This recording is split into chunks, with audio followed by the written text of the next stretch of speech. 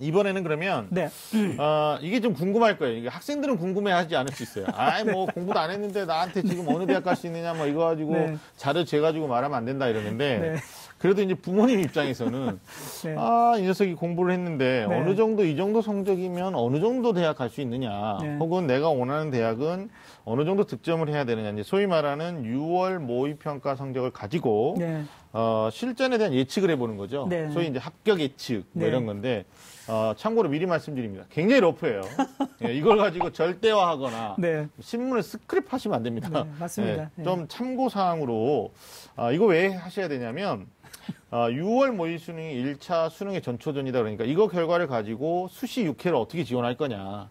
그러면 정시에 갈 만한 충분히 가능성이 있는 대학을 6장에서 3장, 4장을 할애하는 건 전략이 아니잖아요. 그렇죠. 그러니까 네. 내가 어느 정도 대학 갈 수 있는지에 대한 1차적 판단은 정시 때문이 아니라 네. 수시에 대한 전략 수립에서 상당히 중요하기 때문에 우리 지휘선생님께서 네. 예, 정말 발빠르게 네. 예, 다른 교육기관보다 더 빠르게요. 예, 주요 대학의 합격선 좀 상위 누적 가지고 좀 러프하게 좀 얘기해 주시면 좋을 것 같습니다. 예, 상당히 러프하게 말씀드리는 거고요. 네. 예. 이게 나중에 뭐 6월 28일 성적 결과 나오면 네. 다시 한 번 더 이제 좀 가늠을 해봤으면 좋을 것 같은데 네. 지금 당장 말씀하신 대로 좀 궁금하니까 좀 살펴보면요. 인문계열의 상위 이제 누적 한 1% 대략 한 3,000등 정도 되는데요. 국어, 수학, 나의 사탐 두 과목의 점수입니다. 300점 만점의 원점수로 볼 수 있고요. 네. 대략 280점 정도로 보고 영어는 1등급, 90점 이상으로 정도 놓고요. 네. 서울대, 연대, 고려대 상위권 정도로 볼 수 있습니다. 그리고 네. 3% 한 10,000등 정도 내외되는데요. 국수 사죠. 국수나 사 세 개의 영역 점수가 270 정도. 영어 네. 역시 1등급 정도 보면 네. 서강대나 성대, 경희대, 이대, 중대, 한대, 외대 정도의 상위권 학과 네. 정도로 볼 수 있고요. 한 7% 2만 등 정도로 보면 260점. 영어는 한 2등급 정도고요. 네. 경희대, 그다음에 건동, 홍숙 정도의 중상위권 정도로 보면 좋을 것 같고요. 네. 자, 한 10점 정도 더 내려가서 한 250점 정도 보면 상위 한 11% 정도 되고 대략 35,000등 정도 되는데 역시 영어 2등급 정도 놓고 보고요. 네. 숭실대나 아주대, 인하대 중상위권 정도로 보면 좋을 것 같고요. 네. 인문계열에서 또 이제 240점 또 한 10점 내려서 보면 대략 한 5만 등 정도, 17% 정도 되는데요. 여기는 뭐 그 대학에 따라 다릅니다. 영어 한 3등급 정도로 봐도 될 것 같고요. 예. 가톨릭대나 광운대, 단대, 상명대 정도로 볼 수 있을 것 같고요. 예. 자, 인문계에서 서울 소재 대학 가자 그러면 이번 원점수 국어 수학나의 사탐 230점 정도의 네. 영어 한 3등급 정도면은 전국의 한 25% 문과에서 네. 한 7만 5천 등 정도로 가능하지 않을까 싶고요. 그러네. 예, 자연계 한번 볼게요. 자연계는 네. 이제 말씀하신 대로 이제 의학 계열에 지금 아마 노령 친구들이 좀 많을 것 같은데요. 네. 한 2,000등 정도의 상위 1%를 놓고 보면은 대략 275점입니다. 영어 네. 1등급으로 네. 서울대 상위권이나 의대 정도 가능하고요. 네. 3%입니다. 한 6,000등 정도가 267점. 국어, 수학과의 과탐 2개 과목을 합산한 점수죠.